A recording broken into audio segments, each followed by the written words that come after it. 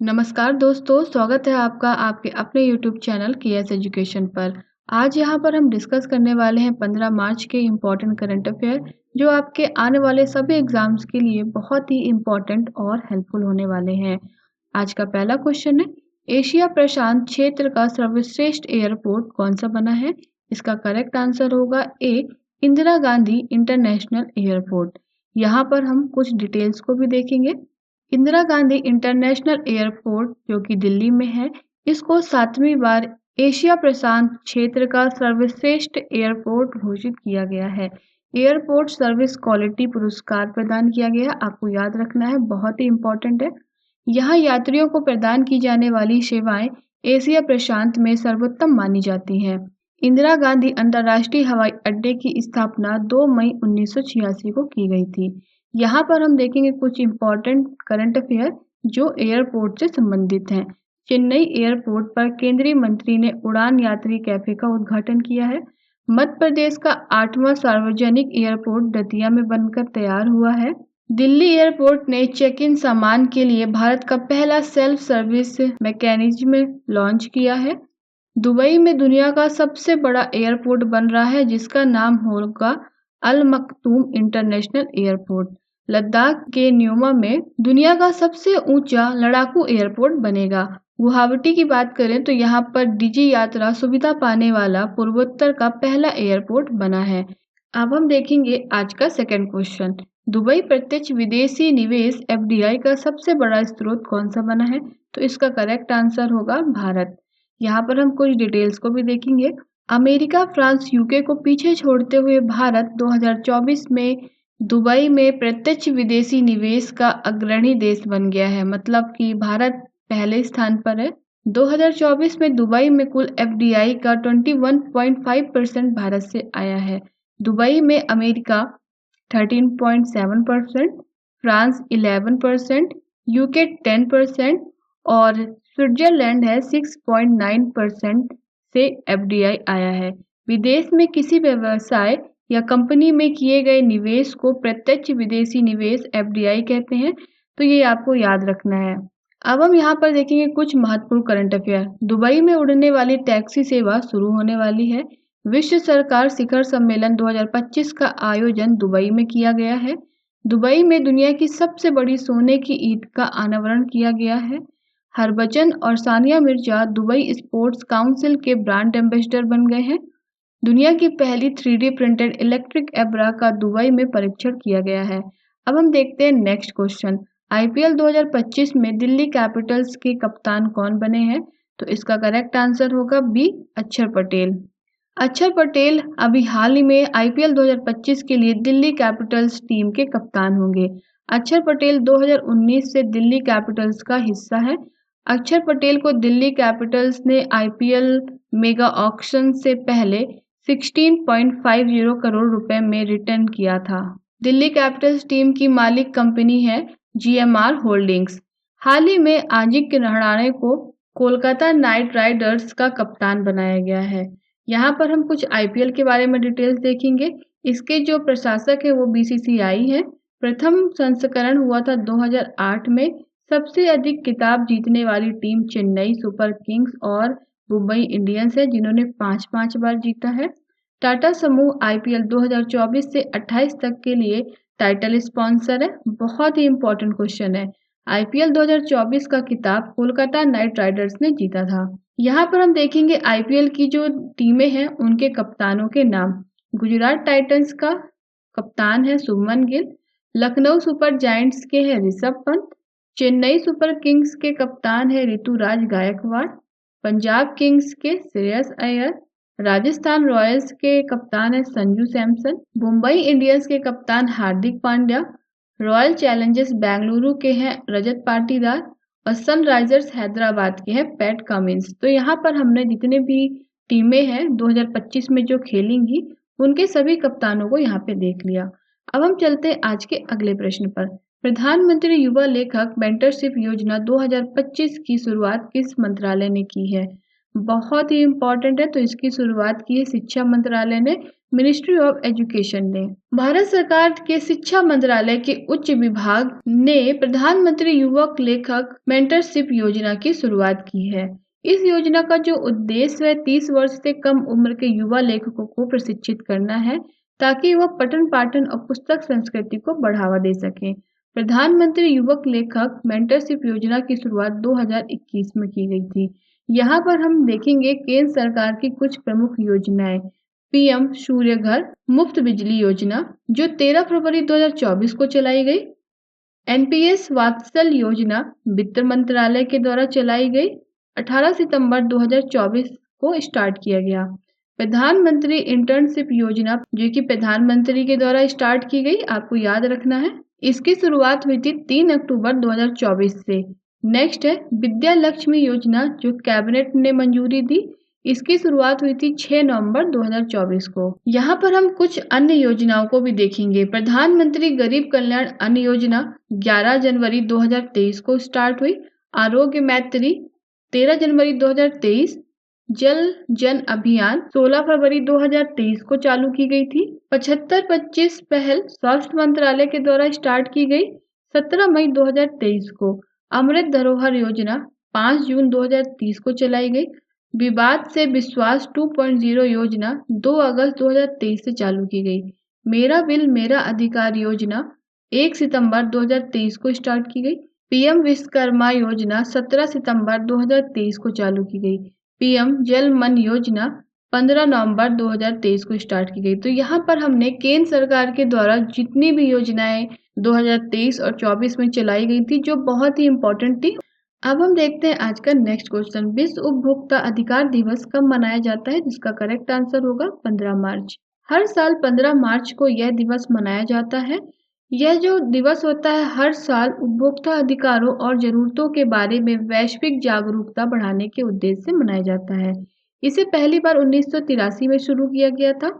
और यदि हम 2025 के विषय की बात करें, टिकाऊ जीवन शैली की ओर उचित बदलाव, ये इसका मोटो था। भारत में हर साल 24 दिसंबर को राष्ट्रीय उपभोक्ता दिवस के रूप में मनाया जाता है। अब हम यहाँ पर देखेंगे मार्च माह के प्रमुख दिवस इम्पोर्टेंट है, महत्वपूर्ण दिवस जो एग्जाम्स के लिए बहुत ही इम्पोर्टेंट हो सकते हैं। 1 मार्च को हम सिविल रेखा दिवस मनाते हैं। इसके साथ ही विश्व नागरिक सुरक्षा दिवस भी मनाते हैं। यदि हम 3 मार्च की बात करें, विश्व वन्य जीव दिवस। 4 मार्च को राष्ट्रीय सुरक्षा दिवस। 6 मार्च को राष्ट्रीय फार्मेसी शिक्षा दिवस। 7 मार्च को जन औषधि दिवस। 8 मार्च को अंतर्राष्ट्रीय महिला दिवस के रूप में मनाते हैं। 10 मार्च को हम अंतर्राष्ट्रीय महिला न्यायाधीश दिवस मनाते हैं। 14 मार्च को हम अंतर्राष्ट्रीय गणित दिवस मनाते हैं।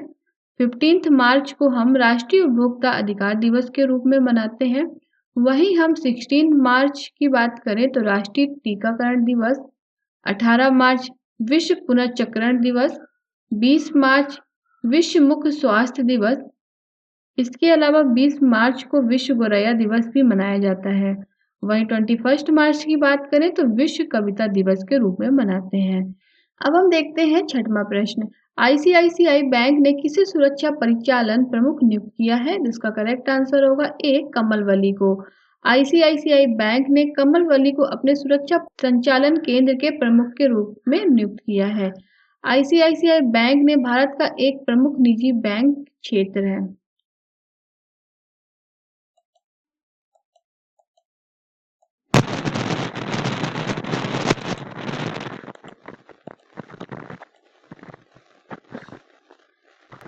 Corporation of India.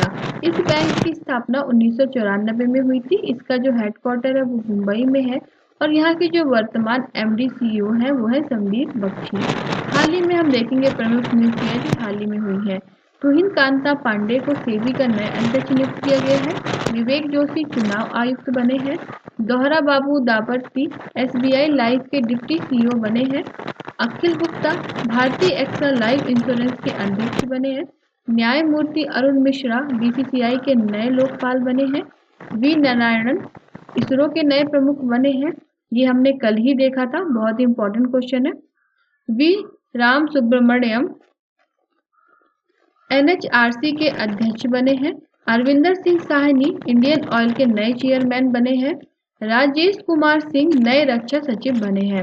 अब हम देखते हैं आज का 7वां प्रश्न। भारत ने किस देश को 50,000 फ्यूरोसेमाइड इंजेक्शन का एम्पुल्स दान किया है? तो यहाँ पर आंसर होगा श्रीलंका को। अभी हाल ही में भारत ने 50,000 फ्यूरोसेमाइड इंजेक्शन दान में दे दिए हैं। यदि हम बात करें, ये आपको याद रखना है, फ्यूरोसेमाइड इंजेक्शन दिल, गुर्दे, फेफड़े या यकृत रोग से होने वाली सूजन को कम करता है। यहाँ पर आप श्रीलंका का मैप देख रहे होंगे जो भारत का पड़ोसी देश है। यहाँ की जो कैपिटल है वो है कोलंबो और श्री जयवर्धनेपुरा। राष्ट्रपति है अनुराग दिसानायके। प्रधानमंत्री है यहाँ की हरिनी अमर सूर्या और यहाँ की जो मुद्रा है, करेंसी है, वो श्रीलंकाई रुपया है। तो ये आपको याद रखना है। अब हम यहाँ पर कुछ इंटरनेशनल करंट अफेयर देखेंगे। यूएई ने ब्लू वीजा लॉन्च किया है। जैव विविधता वित्त को बढ़ावा देने के लिए CBD COP16 में केलीएंड लॉन्च किया गया है। फिलीपींस भारत से $200 मिलियन की आकाश मिसाइल प्रणाली खरीदने के लिए तैयार है। चीन दक्षिण चीन सागर में गहरे पानी का अंतरिक्ष स्टेशन स्थापित करेगा। डोनाल्ड ट्रंप ने कागज के स्ट्रॉ पर बैन लगाया है। अब हम देखते हैं नेक्स्ट क्वेश्चन 8वां। हाल ही में किस राज्य ने बजट से रुपीस का सिंबल बदलकर तमिल भाषा में कर दिया है? तो इसका करेक्ट आंसर होगा सी, तमिलनाडु। स्टालिन सरकार ने राज्य के बजट से रुपीस का सिंबल बदलकर तमिल भाषा में कर दिया है। सरकार ने 2025-26 के बजट में रुपीस का सिंबल तमिल के सिंबल से रिप्लेस कर दिया है। यह तमिल लिपि का अक्षर रूपी है, तो आपको याद रखना है। नई शिक्षा नीति और ट्राई लैंग्वेज पॉलिसी को लेकर तमिलनाडु और केंद्र सरकार के बीच विवाद चल रहा है। केंद्र सरकार नई शिक्षा नीति के तहत ट्राई लैंग्वेज पॉलिसी को लागू करने को कह रही है। इसमें हिंदी, अंग्रेजी के अलावा स्थानीय भाषा शामिल है। तमिलनाडु सरकार हिंदी के खिलाफ है। भारत सरकार ने 15 जुलाई 2010 को रुपीस चिन्ह को अपनाया था। IIT मुंबई के पोस्ट ग्रेजुएट रह चुके छात्र उदय कुमार ने इस चिन्ह को बनाया था। तो ये भी डाटा आपको याद रखना है। अब हम यहाँ पर देखेंगे कुछ इम्पोर्टेंट फैक्ट तमिलनाडु के बारे में। यहाँ की जो कैपिटल है वो चेन्नई है। यहाँ की जो राज्यपाल है RN रवि है। मुख्यमंत्री है MK स्टालिन। प्रमुख त्योहार पोंगल। विधानसभा सीटें हैं 234 सीटें। राज्यसभा सीटें 10। लोकसभा है 39 सीटें। पोंगल के अवसर पर बनाए जाने वाला जल्लीकट्टू तमिलनाडु का सबसे लोकप्रिय खेल है। नेक्स्ट हम देखेंगे तमिलनाडु के प्रमुख राष्ट्रीय उद्यान। यहाँ पर अनामलाई राष्ट्रीय उद्यान है, मुदुमलाई राष्ट्रीय उद्यान है, मुकुर्ती राष्ट्रीय उद्यान, मन्नार की खाड़ी राष्ट्रीय उद्यान और गिंडी राष्ट्रीय उद्यान। तो ये आपको याद रखना है। क्वेश्चंस यहाँ पर अलग अलग तरीके से पूछे जा सकते हैं। अब हम देखते हैं आज का 9वां क्वेश्चन। सैयद आबिद अली का निधन हो गया है। वह कौन थे? तो यह एक क्रिकेटर थे, आपको याद रखना है। भारत के पूर्व क्रिकेटर सैयद आबिद अली का अमेरिका में निधन हो गया है। सैयद ने 34 मैचों में भारत को रिप्रेजेंट किया था। 9 सितंबर 1941 को हैदराबाद में सैयद का जन्म हुआ था। उन्होंने फर्स्ट क्लास क्रिकेट में 397 विकेट लिए थे। और अब हम यहाँ पर देखेंगे हाल ही में हुए निधन जो बहुत इंपॉर्टेंट है। अनिल जोशी जो एक गुजराती कवि थे। मायाधर राउत ओडिशा नृत्य के जनक। प्रतुल मुखोपाध्याय बंगाली गायक। आचार्य सत्येंद्र दास अयोध्या राम मंदिर के मुख्य पुजारी थे जिनका अभी हाल ही में निधन हो गया है। कामेश्वर चौपाल राम जन्मभूमि तीर्थ क्षेत्र ट्रस्ट के ट्रस्टी हैं जिनका अभी हाल ही में निधन हुआ है। पद्माक्षी वालकर जो पूर्व क्रिकेटर हैं। उत्तम मोहंती उड़ीसा के अभिनेता थे और प्रभाकर कारेकर प्रसिद्ध गायक थे। तो यहाँ पर हमने उन सभी को भी देखा जिनका अभी हाल ही में निधन हुआ है। आप एक बात याद रखिएगा कि ये सारी चीजें बहुत इंपॉर्टेंट है। क्वेश्चंस अलग अलग तरीके से पूछे जा सकते हैं, तो आपको सारी चीजें अपने नोट्स में नोट करनी है, कुछ भी डाटा मिस नहीं करना है। अब हम देखते हैं आज का अंतिम प्रश्न। किस राज्य सरकार द्वारा सभी नगर निगमों को सौर शहरों में बदलने का फैसला किया गया है? तो इसका करेक्ट आंसर है डी, उत्तर प्रदेश, यूपी। उत्तर प्रदेश के जो मुख्यमंत्री हैं योगी आदित्यनाथ जी, इन्होंने घोषणा की है कि राज्य के सभी नगर निगमों को सौर शहरों में परिवर्तित कर दिया जाएगा। उत्तर प्रदेश 22,000 मेगावाट स्वच्छ ऊर्जा उत्पादन का लक्ष्य लेकर चल रहा है। अयोध्या पहले ही राज्य का पहला सौर शहर बन चुका है जहां 6,000 मेगावाट नवीकरणीय ऊर्जा का उत्पादन हो रहा है। बुंदेलखंड में भी 5000 मेगावाट क्षमता का हरित ऊर्जा गलियारा विकसित किया जा रहा है। अब हम यहाँ पर देखेंगे यूपी से संबंधित महत्वपूर्ण करंट अफेयर। यूपी सरकार हेरिटेज इमारतों को होटल के रूप में विकसित करेगी। उत्तर प्रदेश सरकार ने प्रयागराज में देश का पहला स्थायी कलाग्राम स्थापित करने का निर्णय लिया है। 9 मार्च से 15 मार्च 2025 तक बलरामपुर जनपद में विश्व ग्लूकोमा सप्ताह का आयोजन किया जा रहा है। वाराणसी में अत्याधुनिक मल्टी मॉडल लॉजिस्टिक पार्क के लिए NHLML और IAAI में समझौता हुआ है। बलिया जनपद में स्वतंत्रता सेनानी चित्तू पांडे का स्मारक बनेगा।